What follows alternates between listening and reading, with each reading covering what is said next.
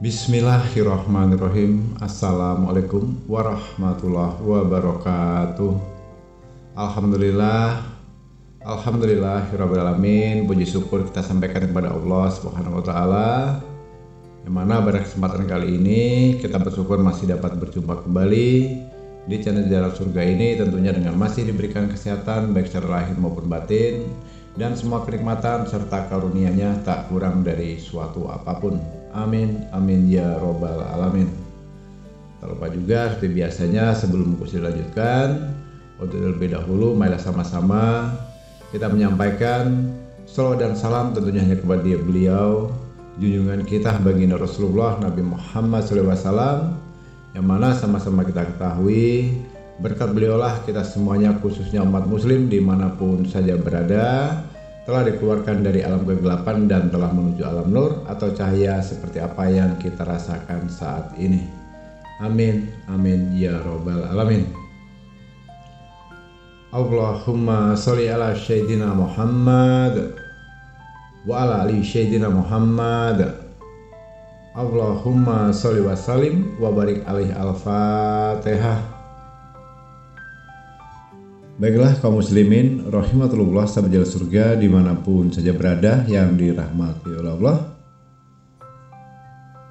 Pada kesempatan malam hari ini, satu buah ilmu pengetahuan yang akan Abah Gusli bagikan, dan besar harapan semoga apa nantinya akan Abah Gusli sampaikan ini bisa untuk bermanfaat bagi saudaraku semuanya dimanapun saja berada.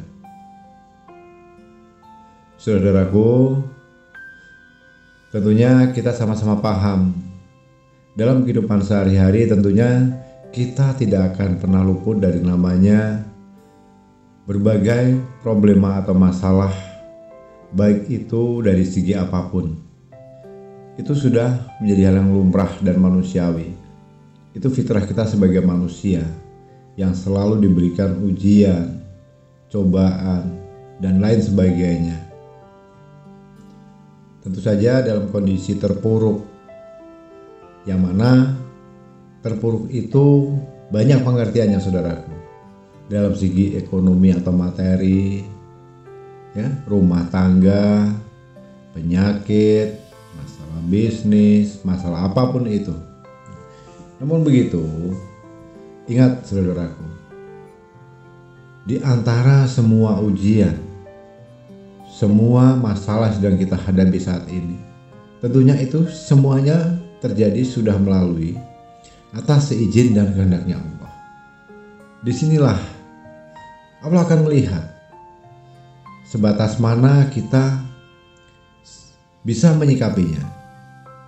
Apakah dengan ujian atau cobaan yang diberikan kepada kita ini justru kita akan menjauhkan diri dari Allah, atau justru akan mendekatkan diri kepada Allah. Karena banyak sering terjadi dalam kehidupan sehari-hari, tentu, dan itu sudah jelas, setiap kita menemui satu masalah, sudah menjadi kebiasaan yang umum, itu berkeluh kesah, mengumpat, dan lain sebagainya.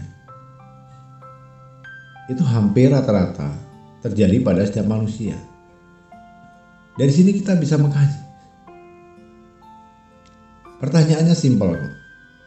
Apakah dengan kita mengeluh, berkeluh kesah, mengumpat, ngomel, marah, dan sebagainya bisa menyelesaikan masalah kita?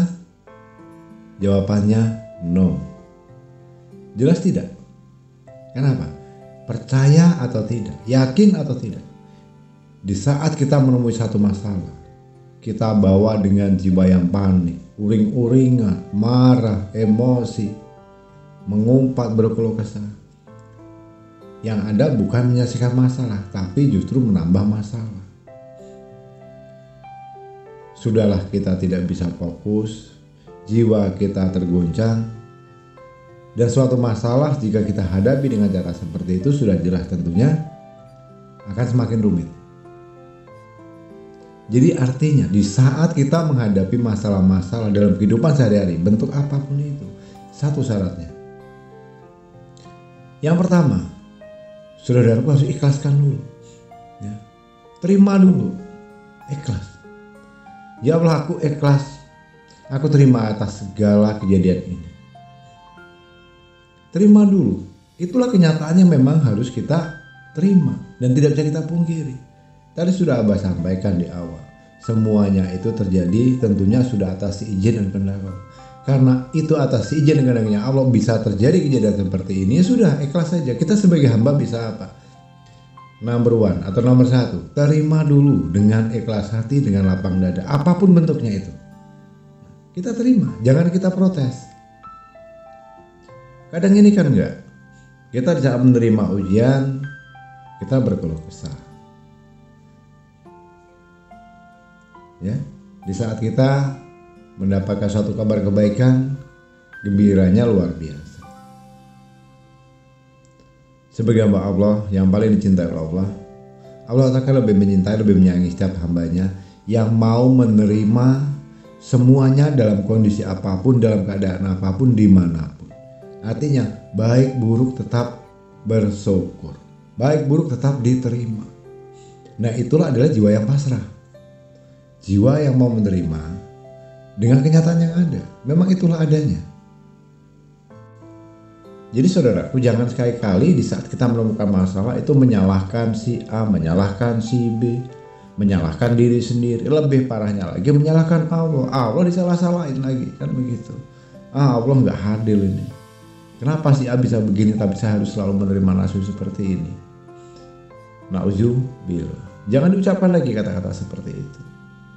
Nah, baiklah, kita kembali lagi ke pokok temanya. Dengan duduk diam, rezeki akan datang. Bagaimana konsepnya? Apakah kita dengan cukup duduk saja tidak usah kerja, uang jatuh dari langit? Bukan begitu juga konsepnya, saudaraku ya. Jadi harus dipahami. Langkah pertama, ulangi lagi. Terima dulu dan ikhlaskan hatimu untuk menerima semuanya yang terjadi dan kenyataan yang terjadi pada diri kita itu sendiri. Yang pertama. Kemudian yang kedua, di saat kita mengalami seperti itu, selain kita ikhlas dan menerima, beristighfar. Perbanyak istighfarnya. Itu amalan sangat pendek. Kalau dilakukan hanya seperti hal yang biasa saja. Tapi demi Allah, kalau istighfar itu saudaraku bawa, saudaraku lakukan dengan penuh keikhlasan, penuh dengan keyakinan, dan diniatkan semata-mata hanya karena Allah. Maka situlah hal yang menurut saudaraku menjadi hal yang biasa saja itu akan berubah menjadi hal yang sangat luar biasa nantinya. Apa susahnya? Ya, dalam kondisi apapun, dimanapun, selalu ucapkan astagfirullahaladzim, astagfirullahaladzim, astagfirullahaladzim. Ya, itu yang kedua. Yang ketiga, dalam kehidupan sehari-hari biasanya terjadi di saat kita menemui masalah, sedang terbentur dengan suatu permasalahan, apalagi yang masalah itu kategorinya notabene itu besar. Itu biasanya malas dalam segi apapun. Makan sudah mulai malas, ya. Tidur juga nggak nyenyak, jam istirahat nggak jelas lagi, kerja pun sudah malas-malesan dan sebagainya. Nah, itulah dampak energi negatif daripada iblis atau setan yang mengiringmu untuk semakin bermalas-malasan dan semakin jauh dari rezeki, dan endingnya nanti semakin akan menjauhkan dirimu daripada Allah atau Sang Pencipta. Itu manusiawi, saudaraku. Kenapa itu bisa terjadi? Wajar. Bagaimana kerja bisa semangat sementara hutang di sana banyak, yang ini nagih, yang itu perlu dibayar, yang mau beli ini mau beli itu tidak bisa, dan masih banyak lagi permasalahan yang lain. Jadi ingat, yang pertama, ikhlas menerima semua kenyataan yang sudah ada atau terjadi. Yang kedua, perbanyak istighfar, mohon ampun kepada Allah. Jadi jangan menjadi hamba Allah yang egois. Apa salah saya ya Allah? Apa dosa saya sampai Engkau memberikan ujian seberat ini? Sampai Engkau mengujiku seperti ini ya Allah. Gak pantas bahasa itu kita protes. Allah itu maha tahu. Yang menurut kita tidak, kalau menurut Allah iya, maka akan terjadi. Menurut kita benar, bisa jadi menurut Allah salah. Memang betul faktanya seperti itu. Nah, sifat egois ini harus dihilangkan, saudaraku. Apapun bentuknya, bisa jadi Mungkin selama ini kita melakukan kesalahan yang tidak kita ingat kembali, yang lupa atas perbuatan atau ucapan. Sudahlah, istighfar. Perbanyak astagfirullahaladzim, astagfirullah. Perbanyak istighfar dan kedua. Nah, yang ketiga, kita harus berani mengambil tindakan. Di saat kita menghadapi hal seperti itu, kita mengambil tindakan. Tidak butuh hanya namanya, kita cukup hanya dengan beribadah saja, sedekah saja. Yang menurut versi saudara-saudaraku atau menurut versi kita, umumnya dengan sholat, dengan berdoa semuanya masalah akan selesai. Tapi pertanyaannya lagi-lagi abah tanyakan satu hal. Banyak di luar sana yang menghubungi Abah Gusli sudah sholatnya sudah tepat waktu, beribadahnya sudah bagus, sedekahnya juga sudah, tapi tidak juga keluar dari masalahnya. Hidupnya juga masih susah. Bekerja pun dia sudah banting tulang, peras keringat, siang malam tidak tahu waktu lagi. Kembali lagi abah berikan pertanyaan. Tolak ukur keberhasilan, kesuksesan dalam hidup itu, tolak ukurnya bukan masalah kerja keras atau tidak kerja. Faktanya ayo kita cek.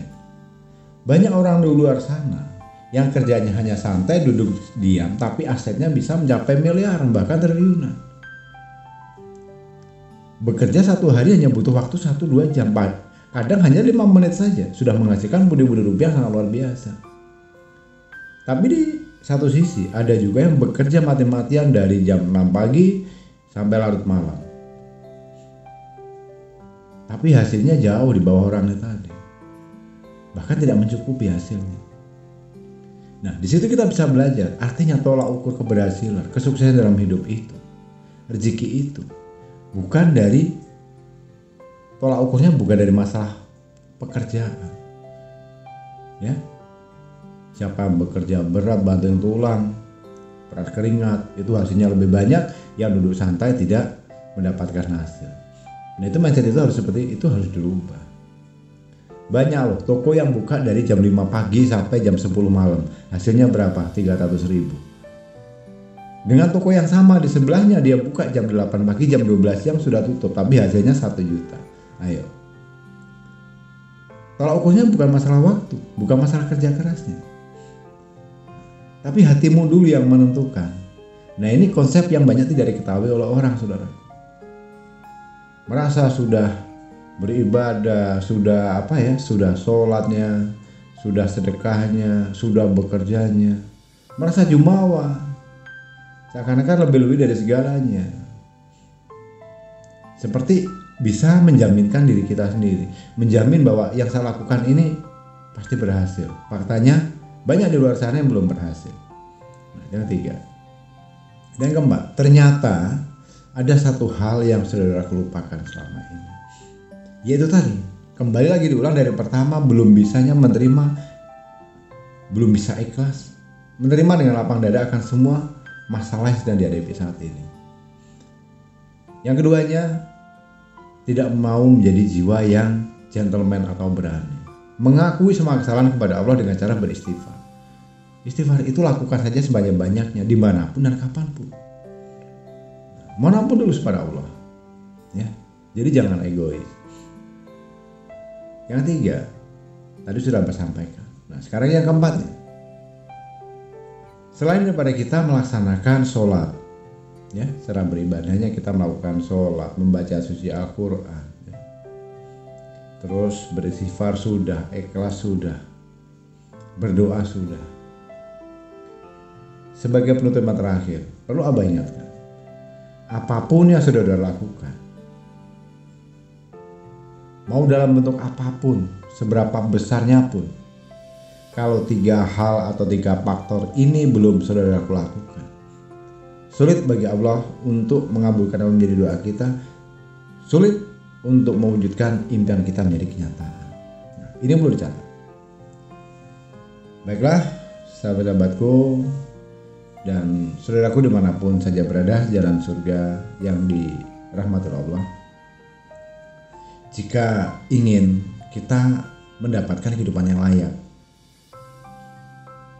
yang berkecukupan, untuk mempermudah jalannya rezeki kita masuk dari segala penjuru dan untuk mempermudah segala urusan kita. 3 pondasi yang harus dipegang. Yang pertama, jaga dulu hatimu. Percuma kalau sholatnya sudah tepat waktu, sedekahnya juga sudah sering, udah nggak pakai ukuran lagi, dan seluruh amal kebaikan sudah dilakukan, tapi ternyata hatimu masih kotor, masih ada rasa hati dalam hatimu itu rasa iri dan dengki. Itulah ternyata yang menghambat rezekimu akan datang. Apa yang menyumbat rezekimu bisa jadi dari hatimu itu sendiri.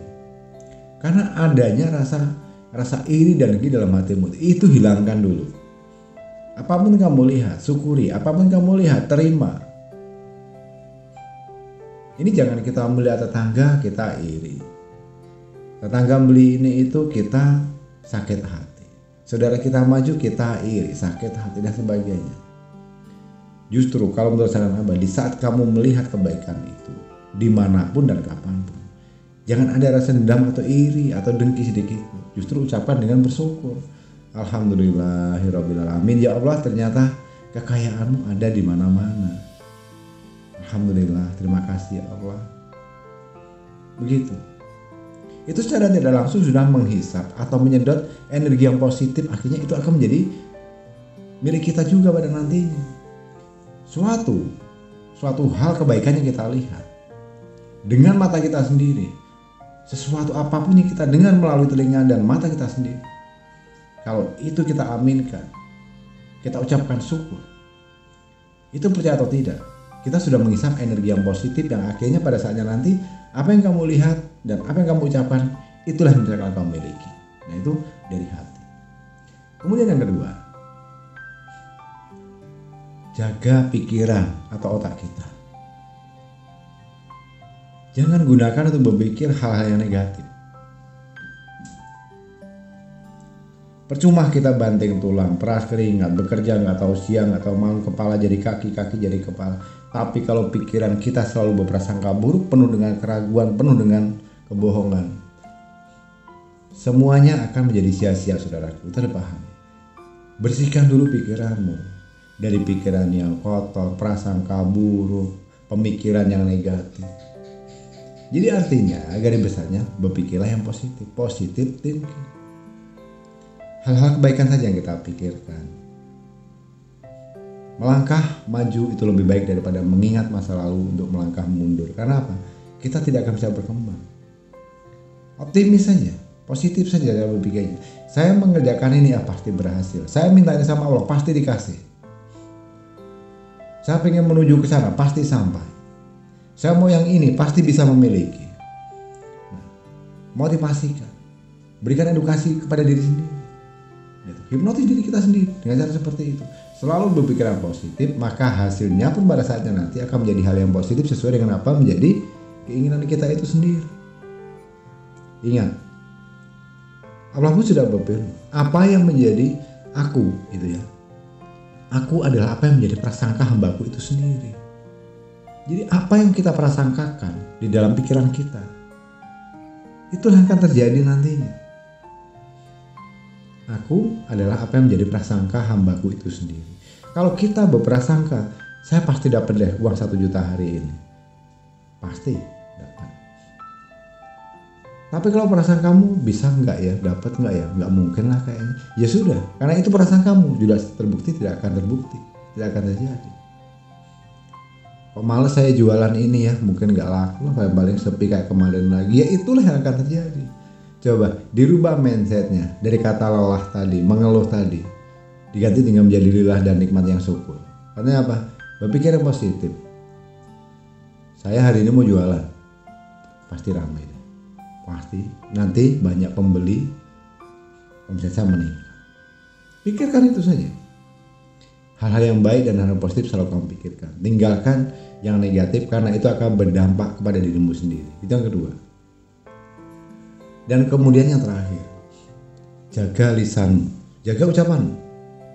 Ini sangat berbahaya karena bisa jadi rezeki yang sebetulnya di depan kita Diibaratkan itu uang 1 karung depan kita, tinggal kita ambil, ternyata kita salah ucap, hilang uangnya.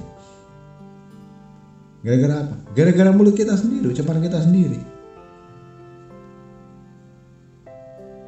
Yang seharusnya kita mengatakan hal yang baik, tapi kita buat untuk mengatakan hal yang buruk. Seharusnya bibir kita untuk mengatakan hal yang positif, kita ucapkan untuk yang negatif. Makanya dari itu, jika ingin diantaranya, ingin duduk santai, ingin bekerja santai, tapi hasilnya luar biasa, kuasai dulu 3 hal ini saudaraku. Selain daripada yang pertama, ikhlas menerima apa semua yang akan terjadi di dunia ini. Yang kedua, istighfar. Yang ketiganya, kita secara melaksanakan pekerjaan kita, itu diniatkan lillahi ta'ala karena Allah. Dan ini yang terakhirnya sudah Abah sampaikan. Jaga 3 hal, jaga hatimu, jaga pikiranmu, dan jaga lisanmu. Lisan inilah yang sangat berbahaya, karena semua yang terucap di bibir kita itu berasal dari dari hati kita dulu. Apa yang kita rasakan di hati, kemudian dia akan terkoneksi dengan otak pikiran kita. Karena sudah terprogram di otak pikiran kita, kemudian keluar melalui ucapan, melalui mulut kita. Nah, itulah yang akan terjadi. Kalau 3 daripada satu kesatuan 3 ini tadi tidak bersatu satu sama lain, maka semuanya sudah bagus dipastikan sia-sia. Jadi ini ada runutannya, harus berkesinambungan. Dari hati, pikiran, dan ucapan itu adalah satu kesatuan yang tidak bisa terpisahkan. Kalau hati kita sudah berpikir untuk menerima hal yang positif, pikiran kita berpikir secara positif, maka ucapan pun akan keluar positif dan hasilnya pun sudah pasti. Hal-hal yang positif pun akan kita dapatkan. Jadi hati-hati aja berbicara. Jangan digunakan untuk mengeluh. Ubah saja dari mengeluh tadi, ubah menjadi kata syukur nikmat. Walaupun banyak utang, bersyukur. Jualan sepi, bersyukur. Dalam kondisi sakit, bersyukur. Ucapan terima kasih ya Allah, terima kasih, dan terima kasih. Ingat, kata syukurmu itu akan aku tambah. Tapi dari rasa ingkarmu, itu aja putusnya sangat pedih. Ingat itu. Apakah sakit itu adalah bentuk suatu hal wajib kita syukuri? Ya. Jadi jangan diambil dari segi negatif. Dengan kita sakit itu bisa jadi Allah menghapus semua dosa-dosa kita. Makanya didatangkanlah rasa sakit itu. Alhamdulillah ya Allah. Akhirnya berpikir positif dan mengucapkan yang positif. Dengan sakitku ini bisa menghapus semua dosa-dosa masa lalu yang telah aku lakukan selama ini. Itu hal yang positif, diterima di hati dengan positif, dipikirkan di otak pikiran dengan positif, dan dikeluarkan dari mulut kita ucapan positif. Nah, baru kita sadar ternyata jangan karena sakit ini justru ngamuk-ngamuk, marah-marah, dan tidak menerima. Nah, itulah yang membuat kita malah menjadi lebih sial. Jadi dampaknya juga kan luar biasa, saudara. Terima saja, syukuri saja, nikmati saja hidup itu. Lakukan itu terus-menerus dalam kehidupan saudaraku setiap hari. Ya. Kalau hari ini saya berdoa meminta kepada Allah belum dikabulkan, jangan protes. Besok belum dikabulkan, jangan ngomel. Besok belum dikabulkan, jangan mengeluh. Ingat, sedikit motivasi dari Abah Busri. Selama kalian masih berproses, jangan sekali-kali protes. Yang ada malah Allah tambah nek sama kita, tambah muak sama kita. Karena apa? Baru juga masih diproses. Ibaratnya gini saudaraku, kita memesan satu buah paket, ya, tentang provinsi. Paket ini masih dalam perjalanan. Kemudian udah ngomel-ngomel aja, udah sekian jam gak datang, udah sekian hari gak datang. Itu bisa jadi loh. Yang mengirimkan tadi kesel, di cancel lagi, digagalkan. Gak jadi sampai lama. Loh, kok udah 5 hari gak sampai-sampai juga kak? Ya gak usah lah kak, capek saya diomelin terus, kita cancel aja, kita gagalin. Itu juga begitu rezeki. Rezeki yang seharusnya sudah mulai mendekat, step by step sudah melangkah 1 meter, 2 meter, 3 meter, semakin mendekati kita. Itu kan sedang berproses, tapi kita sudah protes, udah hilang. Jadi tidak ada untungnya. Artinya kalau kita ingin menyelesaikan masalah tanpa masalah, itulah diantara rumus atau tips yang Abah berikan. Ya, ingat, syarat utama apapun yang akan saudara lakukan, sebelum melakukan apapun, beribadah secara apapun, bersedekah model apapun, pastikan dulu 3 faktor ini sudah saudara kuasai. Jaga hatimu, jaga pikiranmu, dan jaga lisanmu. Maka insya Allah nanti kedepannya apapun yang akan saudara lakukan, jika 3 faktor sudah saudara kuasai, sudah saudara kendalikan, praktekkan saja. Maka nanti dengan sendirinya akan ada perubahan yang akan saudara dapatkan. Gak cukup, gak harus kita berdoa siang malam panjangnya 5 km. Ya Allah, aku butuh duit hari ini, ada. Ya Allah, aku mau mobil, dapat. Ya Allah, aku ingin hutang lunas, selesai. Ya 3 faktor inilah penunjangnya. Ya. Dan lebih bagus, selain pada menguasai 3 faktor tadi, kita sondingkan antara 2 hal yang selama ini tidak pernah saudara sadar. Selain daripada memperbanyak istighfar dalam kehidupan sehari-hari, perbanyaklah untuk mendawamkan sholawat Jibril. Dimanapun dan kapanpun, tanpa perhitungan, nggak pakai hitung-hitungan. Serta bagus deh kalau mau sedang membaca sholawat, nggak harus 1000, nggak harus 2000, nggak harus 3000. Mau sehari semalam pun selama itu ada waktu, bagus mampu dan bisa, ya sudah bagus lakukan saja. Apa susahnya? Sallallahu ala Muhammad, sallallahu ala Muhammad, sallallahu ala Muhammad, sallallahu ala Muhammad. Ya. Berangkat kita mau istirahat atau tidur, sholawat. Setelah kita melakukan ibadah sholat, sholawat. Sambil bekerja, sholawat. Sambil menyetir kendaraan dalam perjalanan, sholawat. Sambil berjualan, sholawat. Sambil masak, sholawat. Dalam segala hal aktivitas selalu dibantu sholawat. Sallallahu ala Muhammad, sallallahu ala Muhammad, sallallahu ala Muhammad. Baik itu mau terbangun dari tidur maupun sebelum tidur. Diperbanyak juga dengan istighfarnya. Astagfirullahaladzim, astagfirullahaladzim. Jika 2 hal ini selalu dan sering saudara lakukan, antara istighfar dan sholawat ini jika sudah disondingkan menjadi satu, maka akan menjadi 2 kekuatan yang menjadi kekuatan luar biasa pada nanti. Dan hasilnya nanti saudara bisa lihat sendiri. Inilah keajaibannya gabungan antara istighfar dan sholawat. Ditunjang lagi dengan 3 faktor tadi, jaga hati, jaga pikiran, jaga lisan. Maka setelah itu apapun yang kalian minta, apapun yang kalian kerjakan, GP, nggak pakai lama, Allah pasti kabulkan semuanya. Allah pasti berikan apapun yang kamu mau, tanpa harus diminta pun kadang sudah dikirim sendiri oleh Allah. Itu sedikit motivasinya saudaraku. Baiklah kaum muslimin, rahimatullah, sahabat jalan surga dimanapun saja berada yang dirahmati oleh Allah. Jadi pada kesempatan kali ini Abah Gusli kira cukupkan sampai di sini dulu. Pesan Gusli semoga ini bisa bermanfaat. Dan untuk saudaraku mungkin yang saat ini sedang memiliki masalah apapun itu hajatnya dalam bentuk apapun, baik secara finansial, ekonomi, jual aset, bisnis, rumah tangga dan sebagainya, ingin berkonsultasi langsung dengan Abah Gusli, sudah Abah Gusli letakkan nomor WA Abah Gusli di bawah kolom video ini, di kolom deskripsi. Itu tertera nomor Abah Gusli yang tidak terhubung dengan siapapun, artinya tidak ada asisten, tidak ada admin dan sebagainya, langsung terhubung ke nomor WhatsApp Abah Gusli. Nanti bisa disampaikan di situ dengan tata cara, kedepankan dulu adabnya dengan memperkenalkan diri, namanya siapa, dari kota mana, dan sebutkan apa yang menjadi hajat, keinginan atau permasalahan saat ini. Insya Allah nanti akan Abah Gusli bantu. Untuk konsultasi ini Abah berikan uang dan waktunya secara gratis atau cuma-cuma saja. Silakan saja saudara-saudaraku jika di sini sedang menghadapi masalah dan ingin mencari solusi dalam bentuk apapun. Nanti insya Allah akan Abah Gusli bantu, ya. Kurang lebihnya mohon dimaafkan jika ada salah dalam penyampaian ucapan atau kata-kata, karena pada dasarnya kita sama-sama pahami, kita ketahui, kita sebagai manusia tentunya tidak akan pernah luput dari namanya khilaf dan salah. Karena pada hakikatnya kebenaran itu hanyalah milik Allah Subhanahu wa taala semata. Sekali lagi, Abah ucapkan terima kasih untuk saudaraku semuanya yang telah menyempatkan waktu menyimak video dan audio ini hingga selesai. Semoga ini bisa bermanfaat. Di akhir kata, wabillahi taufiq walhidayah. Wassalamualaikum warahmatullahi wabarakatuh.